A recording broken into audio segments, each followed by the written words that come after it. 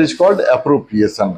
Appropriation एक तरह से ऑप्शनल एक्सपेंस होता है कि अगर नेट प्रॉफिट हुआ तो वो एक्सपेंसेस दिए जाएंगे और उतने ही दिए जाएंगे जितने का नेट प्रॉफिट है, उससे ऊपर का एप्रोप्रिएशन नहीं हो सकता। लेकिन चार्ज को नेट प्रॉफिट या नेट लॉस से मतलब नहीं होता है, जितना वो है वो प्रॉफिट एंड लॉस अकाउंट में डेबिट होता ही होता है, चाहे एंड रिजल्ट नेट प्रॉफिट या नेट लॉस हो।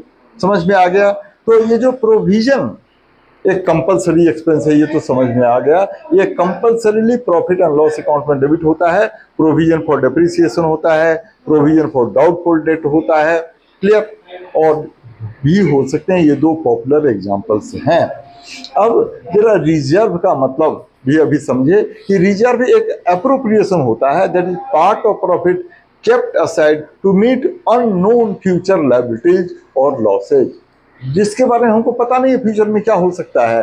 अगर हम उसके लिए प्रॉफिट का एक पार्ट जमा करके रख लेते हैं तो वो रिजर्व होता है।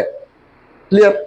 अब ये रिजर्व भी दो टाइप का होता है, एक को रेवेन्यू रिजर्व कहते हैं, दूसरे को कैपिटल रिजर्व कहते हैं।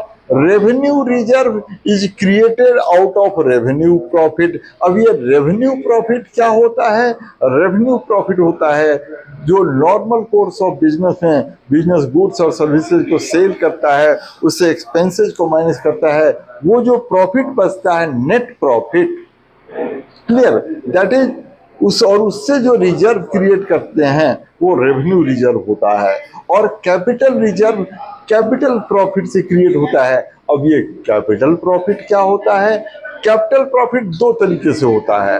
अगर हम एसेट को जिस वैल्यू पर परचेज किया उससे ज्यादा पर सेल किया तो जो प्रॉफिट होगा वो कैपिटल प्रॉफिट होगा। वो नॉन रिकरिंग नेचर का होता है, हमेशा नहीं होता है, कभी कभी होता है।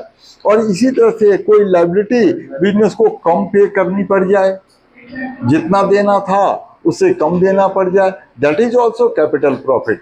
Capital profit non recurring nature का होता है, कभी कभी होता है। रेवेन्यू प्रॉफिट रिकरिंग नेचर का होता है, वो नॉर्मल कोर्स में बिजनेस में होता रहता है। क्लियर? अब ये जो रेवेन्यू प्रॉफिट है वो भी दो टाइप का होता है। रेवेन्यू प्रॉफिट एक को जनरल जो रेवेन्यू